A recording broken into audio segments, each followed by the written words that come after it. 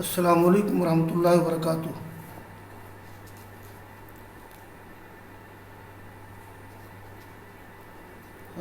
یہ تفسیر سادسہ کا حصہ ہے اور آج ہم رکوع نمبر 9 کا آغاز کر رہے ہیں۔ ہاں ہیلو، ہاں جی وہ ادھر رکھ دیا تھا، ٹھیک ٹھیک۔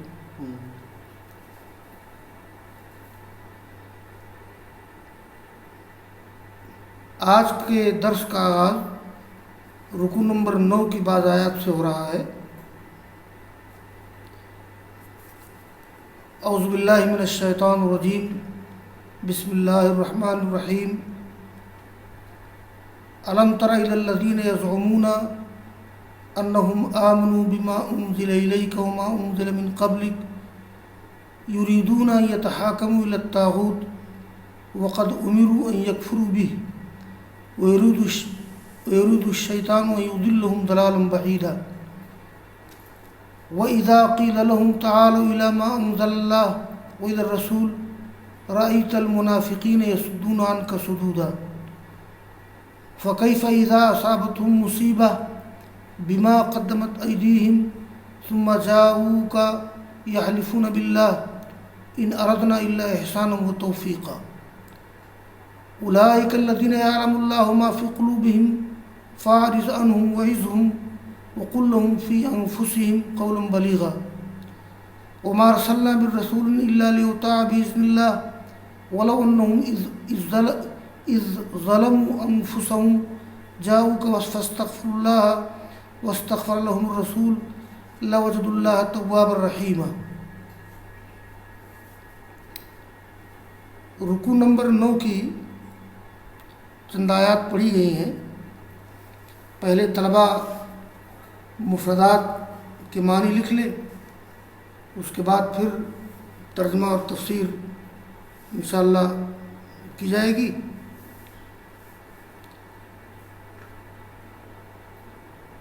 ایک لفظ ہے یزعمون، تو یہ نصرہ فتح دونوں سے آتا ہے۔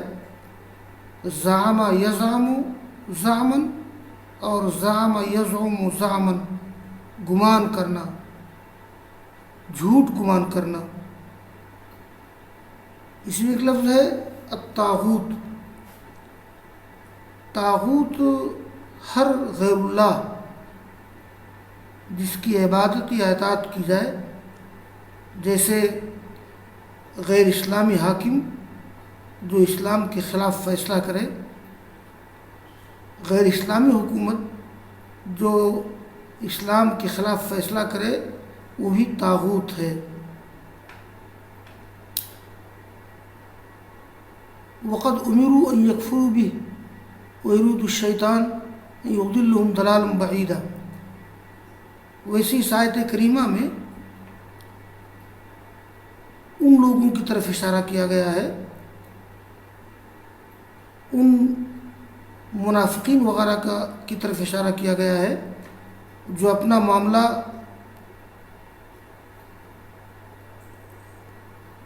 یہودیوں کے پاس یا سرداران قریش کے پاس لے جاتے تھے۔ مدینہ میں جو منافقین رہتے تھے ان کی عجیب روش تھی کہ وہ اپنے معاملات لے جاتے تھے سرداران یہود یا سرداران قریش کے پاس۔ یہ منافقین وغیرہ کا کردار تھا، تو دراصل اشارہ اسی طرف ہے لیکن حکم عام ہے۔ وَإِذَا قِيلَ لَهُمْ تَعَالَوْا، یہ تعالو تعالی یہ فعل امر ہے، اس کی جمع تعالو۔ رَأَيْتَ الْمُنَافِقِينَ يَصُدُّونَ عَنْكَ صُدُودًا، میں بتا چکا ہوں کہ صد یصد صدوداً بعد رہنا، اگر اس کا مصدر صدود آتا ہے اس کا معنی ہوتا ہے بعد رہنا، اگر اس کا مصدر صدن ہو تو اس کے معنی ہوتے ہیں بعد رکھنا، روکنا۔ فَكَيْفَ إِذَا أَصَابَتْهُم مُّصِيبَةٌ بِمَا قَدَّمَتْ أَيْدِيهِمْ ثُمَّ جَاءُوكَ يَحْلِفُونَ بِاللَّهِ ان اردنا الا احسان و توفیقہ۔ احسان کا معنی ہوتا ہے عمدہ کام کرنا، اور توفیق کا مطلب ہوتا ہے کہ موافق کام کرنا، درست کام کرنا۔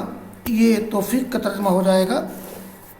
یہ اصل میں منافقین کا جو کردار تھا، وہ اللہ کے رسول کے پاس آتے تھے تو کہتے تھے کہ ہمارا جو کردار ہے، ہمارا جو معاملہ ہے، ہم احسان و توفیق کا قصد کر رہے ہیں۔ یہ احسان کے معنی بھلائی کرنا، یا توفیق کا ترجمہ کر سکتے ہیں میل ملاپ۔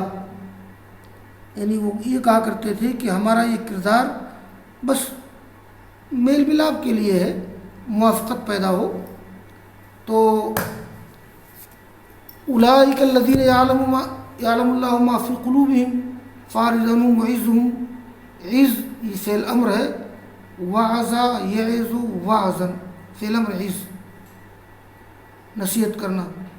وقل لہم فی انفسہم قولا بلیغا، اور یہ بلیغ جو ہے، بلیغ معنی مؤثر، یہ بلغ یبلغ بلاغتاً، بلیغ اور مؤثر ہونا اگر کرما سے آئے گا، اور جب نصرہ سے آتا ہے یہ تو بلغ یبلغ بلوغاً، پہنچنا، بلغ الثمر پک جانا، بلغ الغلام بالغ ہونا۔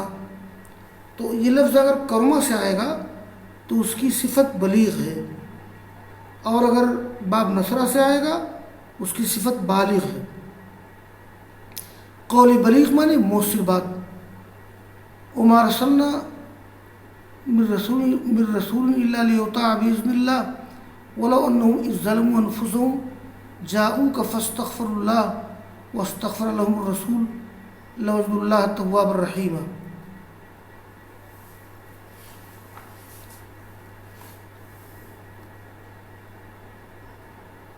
اس سے پہلے تذکرہ ہوا ہے،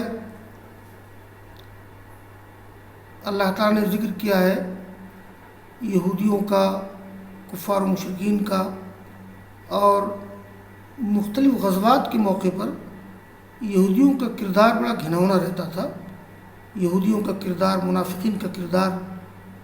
تو قرآن کریم کا ایک عام اسلوب ہوتا ہے، عام اسلوب میں قرآن کریم میں باتیں کہی جاتی ہیں۔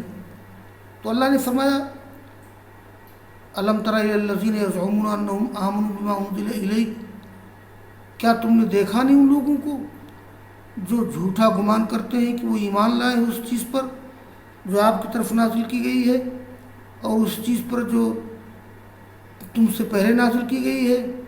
یعنی یہ یہودی سمجھتے ہیں کہ بھئی ہم تورات پر بھی ایمان لاتے ہیں اور قرآن کو بھی مانتے ہیں، اور اسی کے ساتھ ساتھ یہ منافقین کا عجیب حال ہے، یریدون ان یتحاکموا الی الطاغوت، وہ چاہتے ہیں کہ اپنا معاملہ لے جائیں یا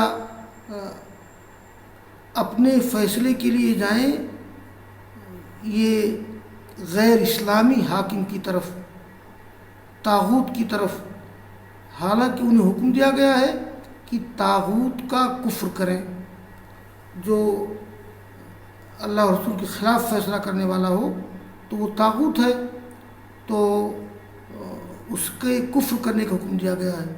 اور شیطان چاہتا ہے کہ انہیں گمراہ کر دے، کھلا ہوا گمراہ۔ اس میں وہی اشارہ ہے یہودیوں اور منافقین کے کردار کی طرف۔ وَإِذَا قِيلَ لَهُمْ، اور جب ان سے کہا جاتا ہے تَعَالَوْا إِلَىٰ مَا أَنزَلَ اللَّهُ، آؤ اس چیز کی طرف جو اللہ نے نازل کیا ہے اور رسول کی طرف آؤ، تو اے نبی تم دیکھو گے منافقین کو کہ تم سے پورا اعراض کرتے ہیں، مکمل اعراض کرتے ہیں۔ فَكَيْفَ إِذَا أَصَابَتْهُم مُّصِيبَةٌ بِمَا قَدَّمَتْ أَيْدِيهِمْ، کیا حال ہوگا ان کا جب انہیں کوئی مصیبت پہنچتی ہے ان کے اعمال کی وجہ سے۔ ثُمَّ جَاءُوكَ يَحْلِفُونَ بِاللَّهِ، پھر وہ تمہارے پاس آتے ہیں اللہ کی قسم کھاتے ہوئے کہ ہم نے تو بھلائی اور میل ملاپ کا ارادہ کیا تھا۔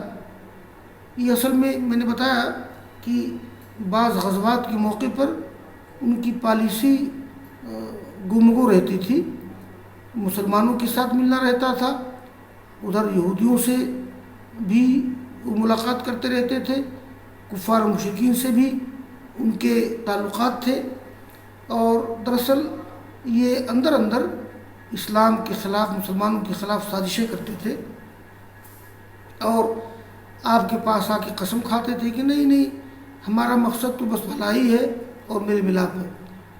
اللہ تعالیٰ فرماتے ہیں اولئک الذین یعلم اللہ ما فی قلوبہم، یہی وہ لوگ ہیں کہ اللہ تعالیٰ جانتا ہے جو ان کے دلوں میں ہے، ان کے دلوں میں جو کھوٹ ہے، جو نفاق ہے، جو کفر ہے، اللہ جانتا ہے۔ فارض عنہم، آپ ان سے اعراض کیجیے، وعظہم، ان کو نصیحت کیجیے، وقل لہم فی انفسہم قولا بلیغا، اور ان کے لیے ان کے بارے میں مؤثر بات کہیے۔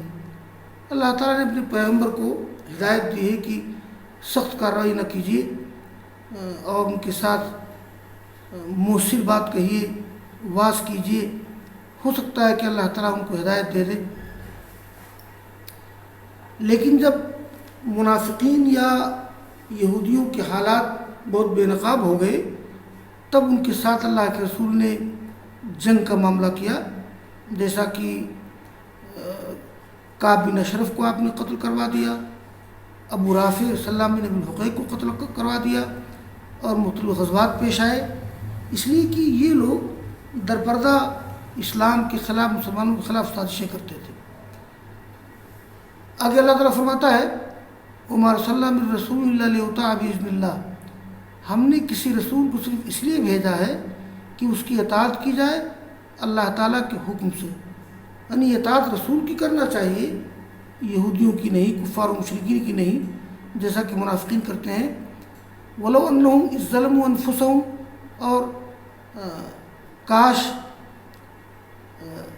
ایسا ہوتا کہ جب ان لوگوں نے اپنے اوپر ظلم کیا تو وہ آتے آپ کے پاس، اللہ تعالیٰ سے استغفار کرتے اور رسول ان کے لیے استغفار کرتا، تو یعنی اگر وہ لوگ اخلاص دل کے ساتھ آ کر کے اگر ظلم کیا، غلط کام کیا، اور وہ آ کر کے آپ سے اللہ سے استغفار کرتے، اللہ سے توبہ کرتے، آپ بھی ان کے لیے استغفار کرتے، تو لوجد اللہ تواب الرحیمہ، وہ لوگ اللہ تعالیٰ کو پاتے توبہ قبول کرنے والا اور مہربان۔ یہ آج کا درس یہیں پر روک دیتے ہیں۔ وآخر دعوانا ان الحمد للہ رب العالمین۔